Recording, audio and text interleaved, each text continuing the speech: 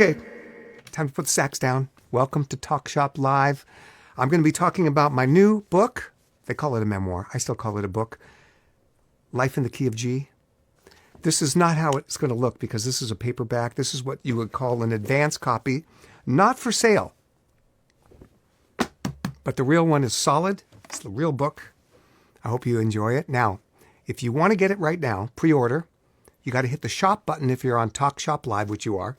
But if you're on Instagram or Facebook, type the word buy in the comments and it will give you a link where you can buy 500 copies if you want to, which I encourage.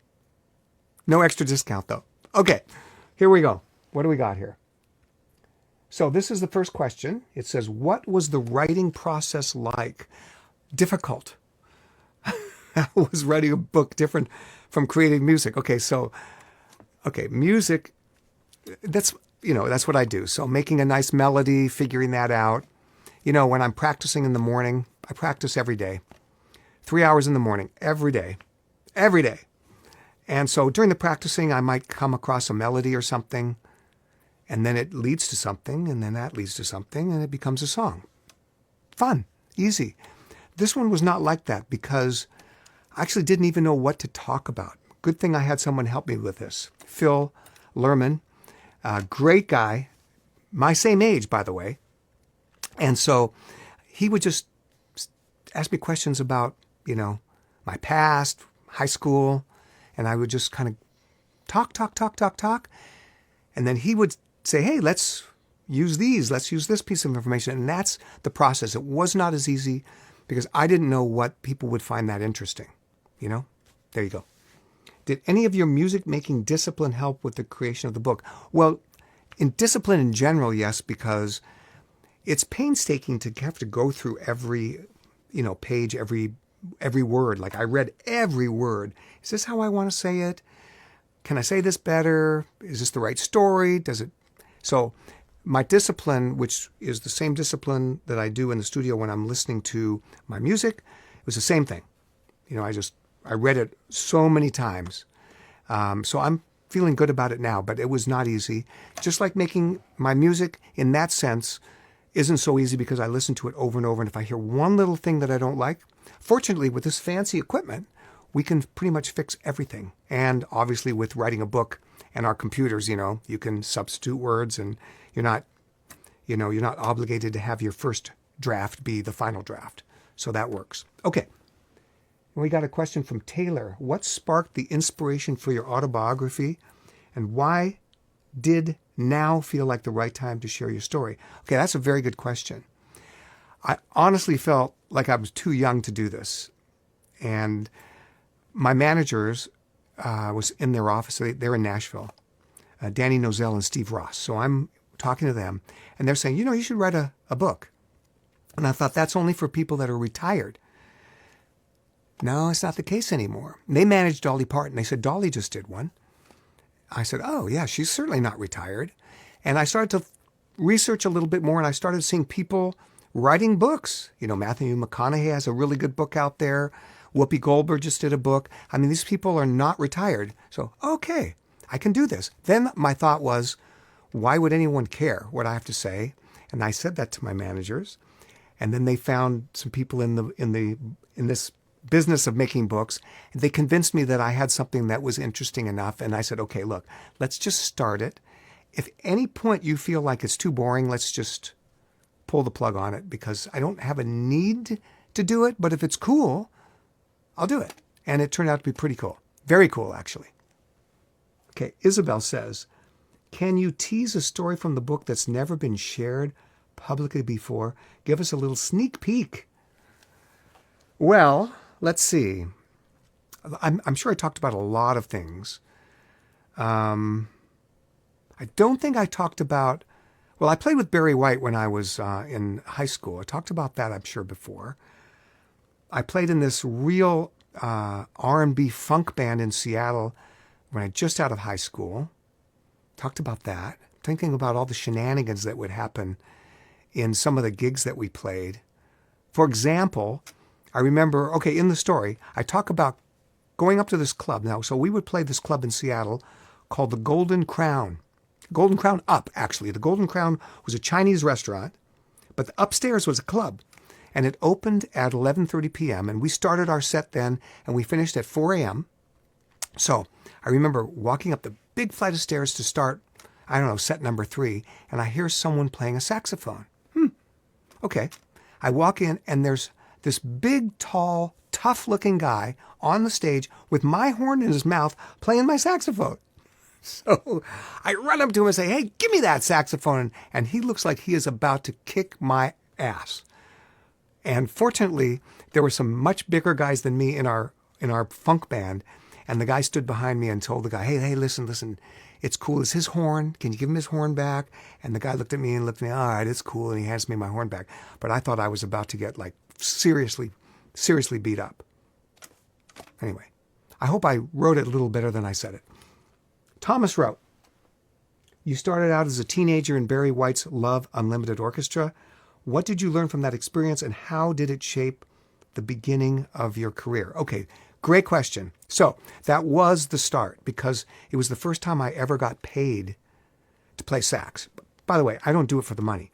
But when you're 17 and you're playing your sax and somebody gives you a check for $500, which is what I made for 3 nights with Barry White, and I went, wow, that's a lot of money. And it's because I'm just doing what I want to do anyway. So what did I learn from that? I learned, one, that I was good enough to be a professional musician, because I was playing at 17 years old, but I was playing with Barry White's rhythm section, and these guys were old. They were at least 30. And I was playing with the orchestra, which was really the Seattle Symphony Orchestra.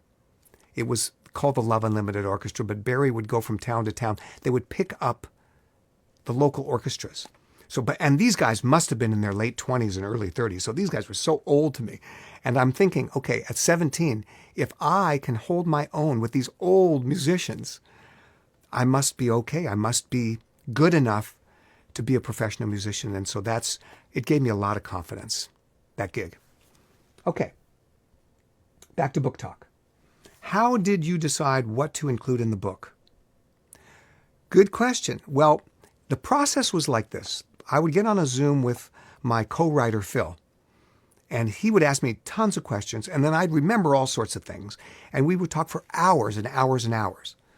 And then he would send back some ideas about what of those hours of talking he thought would make an interesting part for the book.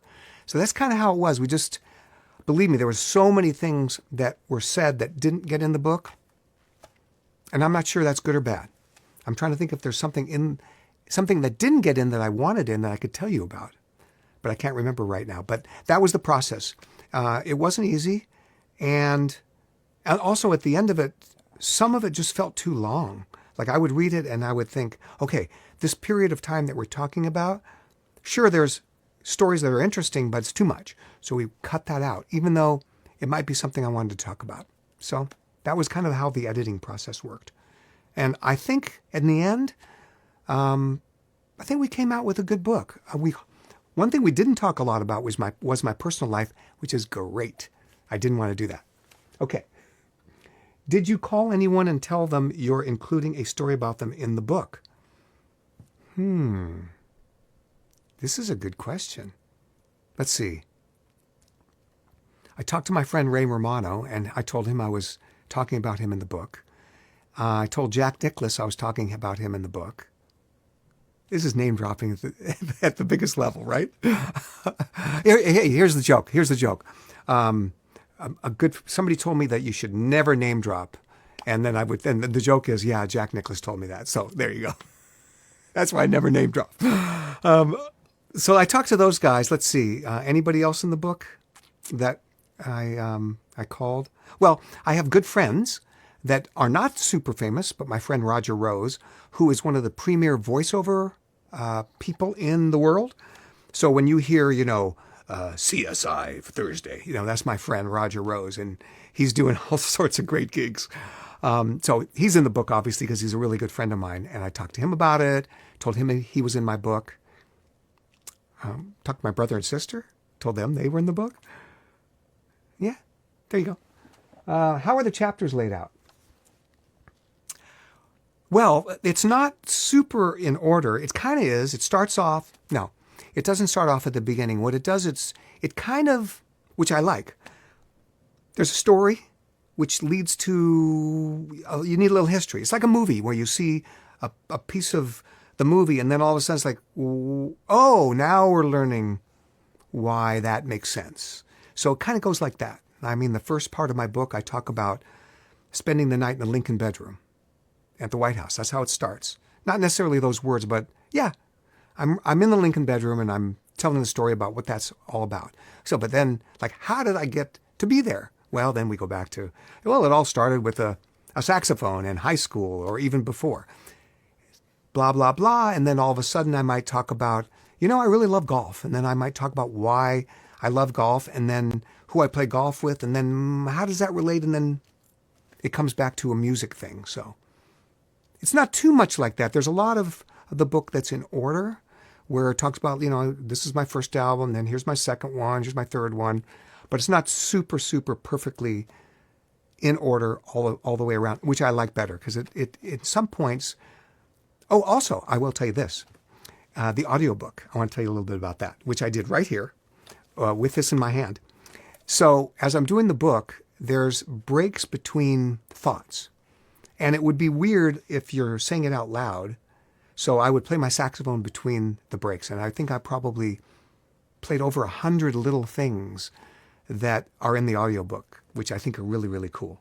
And I was very, very meticulous about what I wanted to play. So if you want to do the audiobook, I guarantee you're going to, you'll hear things you've never heard before.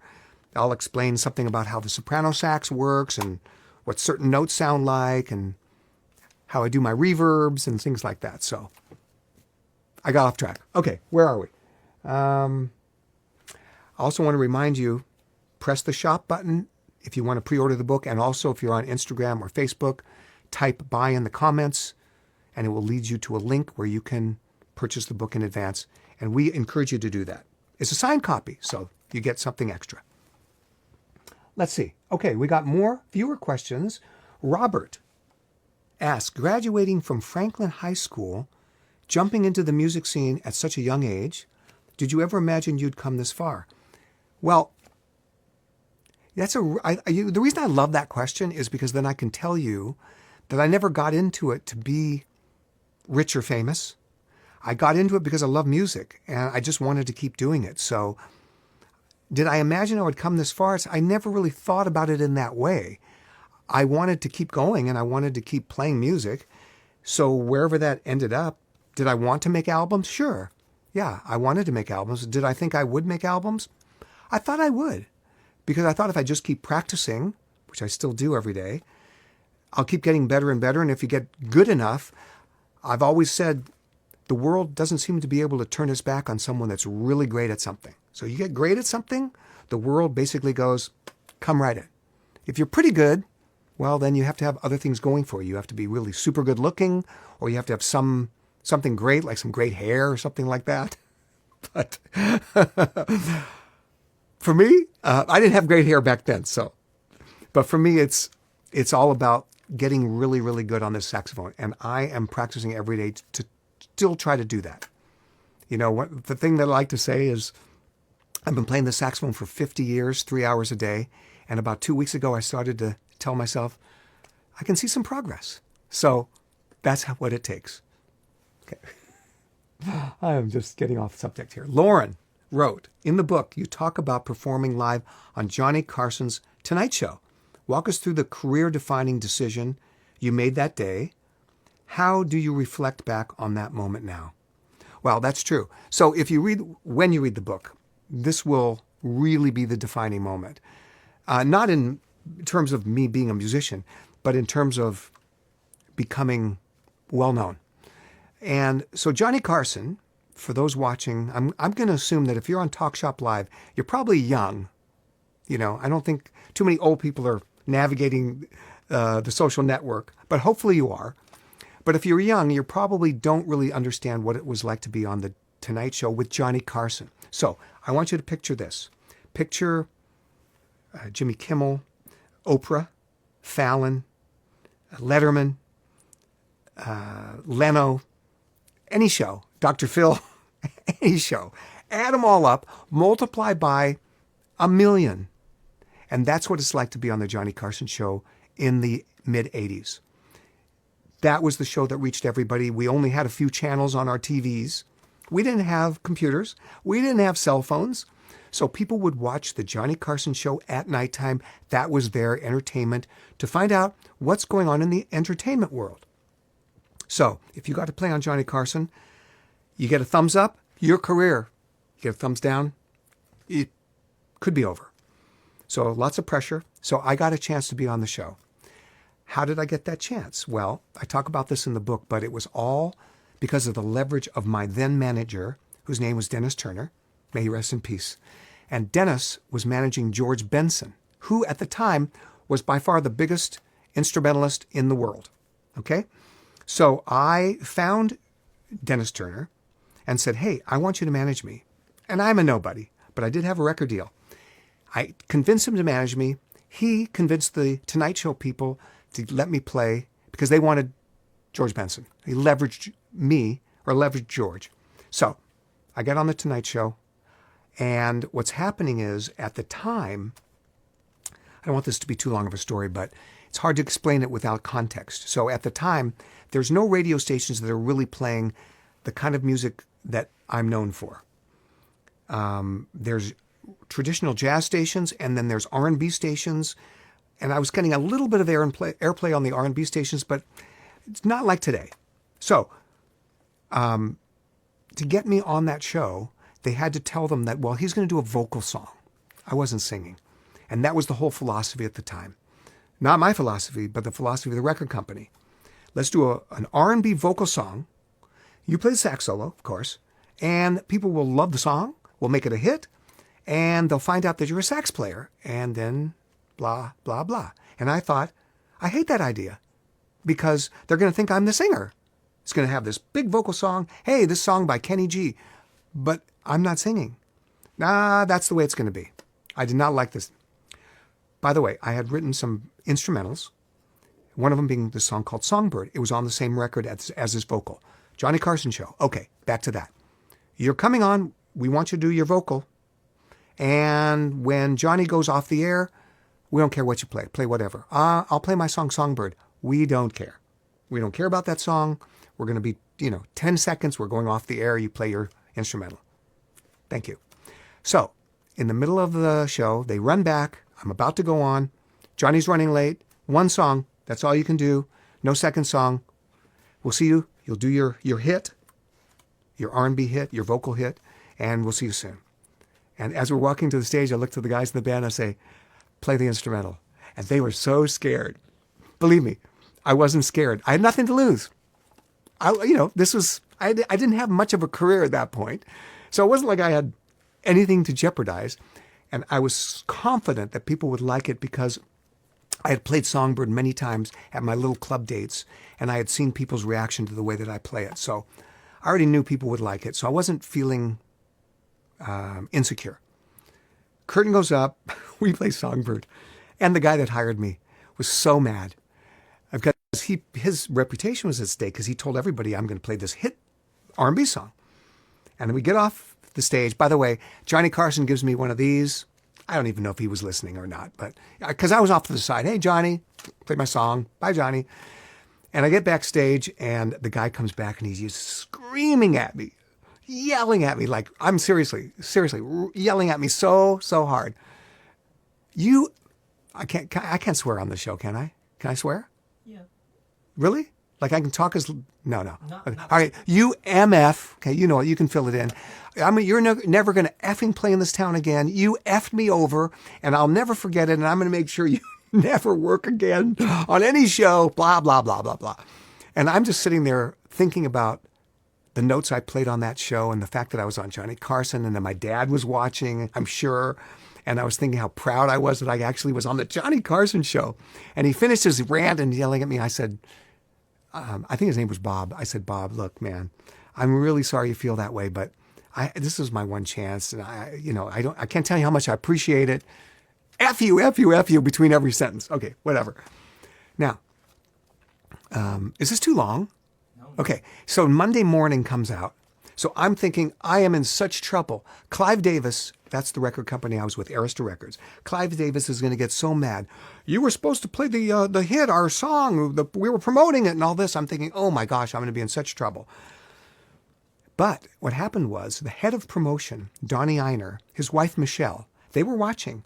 Now, as they're watching, I'm sure Donnie was going, what's he playing? But his wife said, honey, what's this music? I love this. This is the kind of stuff, honey, you should be promoting. I heard about this later, obviously. I didn't know that at the moment. So Donnie Einer on Monday morning walks into Clive's office and says, Clive, we've got the wrong single. We need to move on what Kenny played on the show. And Clive looks at him and goes, let's do it. And then I had the whole powerful machine of Arista Records with Clive Davis writing letters to radio programmers. I had that whole machine behind me pushing this little instrumental that no one cared about. And it became a huge hit and pretty much solidified me as an artist that was, doing the same things that, let's say, Elton John was doing or Madonna or Whitney. At that point, I'm up there. And then I started playing for bigger crowds and my career was basically born. There you go. That was a long answer to a question. Okay. What? Okay, more book talk. What surprised you most during the process of writing the book? Any unexpected challenges or discoveries along the way, either about yourself or your career? I'll tell you what. As I told the stories, I noticed a theme that I didn't notice in my life because I'm living my life. So I don't really notice what I do on a regular basis because I'm not a third party looking at myself. But as I'm reading about myself, I'm kind of like a third party. And I just noticed that, like the Johnny Carson story I just said, I just go against what anyone says if I think that it's the right thing to do for my music. Like, I just don't even care. And I noticed that. And I noticed that pretty much about my whole life. If I think something's right, I just do it that way, whether everyone tells me it's completely wrong. And I noticed that. I thought, wow, do I really do that? And I thought, I guess I actually do. Like, if my GPS is telling me to go this way, but I think it's faster this way, I'm just going to go that way. And I'm always right. I shouldn't say that. That's not very nice. I'm not saying I'm always right. I'm just never wrong. No, I'm usually right. And it's just served me well. I mean, I can tell you about times. Oh, there's a story in the book about when I was working with Whitney Houston. I was her opening act in 1987. And they told me that you cannot walk in the audience at our show. You can't. And that's one of the things that I'm not going to say I was famous for, but that was part of my show. And let me tell you something about putting on an instrumental show. Putting on an instrumental show is tricky because when vocalists sing their songs, their words get into your heart. Melodies too, but it's not the same. Like when words tell you how to feel. This is a love song about my relationship with my wife or my father, or somebody passed away, or I broke up with somebody. They tell you this and you go, wow, I can really relate. How do you relate to notes? How do you? You just get a feeling. So to really connect with people at my shows, I walk off the stage and I play in the audience, and I can tell you, the barrier just disappears between performer and audience. It's really important to me. And I do it at every one of my shows. Well, I'm opening up for Whitney. You can't do it. The insurance won't cover this, blah, blah, blah. So this was at the first show. And they also told me that, and also, you can't say hi to Whitney when she comes out of her dressing room. You and your band in your dressing room, not in the hallways when she comes out. So I go back to my dressing room with my guys in my band. I go, hey, guys, we're going to get fired after tonight's show. So I want to let you know. And I'm sorry, because we had like 70 shows booked. It was a year. I said, I'm sorry, I'll make it up to you over the years. We're going to get fired. And then I briefly told them what was happening, and they were all saying, yeah, let's get him. So first song, bam, I'm in the audience. I didn't even wait to when I normally go. I just ran out there. And then after the show was over, I'm getting glared at by their tour manager. And then after the show was over, our show, because they got to get Whitney, so they're hustling to get that together. I said, guys, out in the hallway. So we're right outside her door. Whitney comes out of her room. She's got two guys on her arms. I go, Whitney, we warmed them up for you. Have a great show. We love being on tour with you. And then, of course, I got chewed out like nobody got chewed out before. There's another theme. I get yelled at a lot in the book. I realized that. So I got yelled at again by their tour manager, Tony. Yell. And I said, okay, listen, here's what's going to happen. You see the show you saw tonight? I'm doing that every night. So I'll tell you what you should do.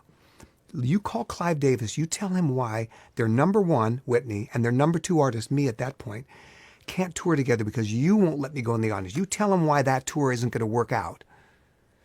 And then let me know later whether I should show up to the next gig or not. And I walk out of the office. Of course, I played my hand just perfectly. And of course, in an hour, they go, no problem, do what you want. And literally 4 shows later, the same guy is out in the audience with a flashlight helping me walk through. And he's laughing. He's like, come on, Kenny, come over here. And he's having the greatest time. So what did I notice about myself in the book is I don't say yes to orders and I get yelled at a lot. There you go. And I don't care if I get yelled at. There you go. All right. Mallory, more fan questions. Mallory asks, are there any parts of the book that were particularly emotional or difficult to write? Yeah, see, I started to say that and I couldn't even say the words. Yeah, because I thought about my mom. And she passed away, and my dad, who passed away not very long ago, like 4 years ago. And my mom passed away many years ago, like, how many years ago? Like 30 years ago. So talking about some of the, I'm not going to say problems. I didn't really have problems with my folks. My mom, she showed her love in a different way than, let's say, I would show my love to my kids. My mom